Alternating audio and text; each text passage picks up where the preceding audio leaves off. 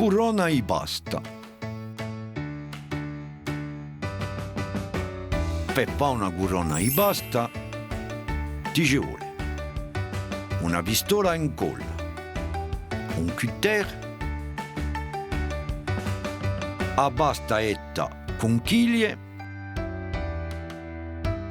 a pittura, un giummello di fricetto e un compasso. Disegna due cerchi annanti a un cartone con compasso. Taglia con cutter prima un maiò, dopo un piuccio.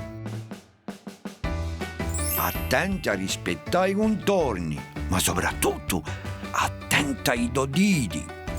Con l'incolla appiccica con chiglie l'une accanto all'altro. Pianamente si principia con il centro e si copre tutta la superficie a poco.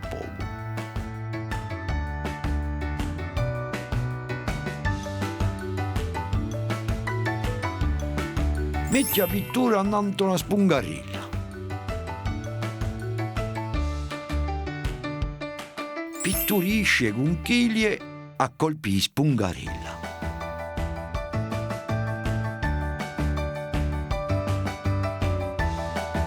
Di sicuro c'ho la metta pittura quante luce bisogno da coprire tutte le conchiglie. Fa un tufunuccio in un cerchio. Fa passare un fricetto in una corona e fa una bella Bibbia da appendere.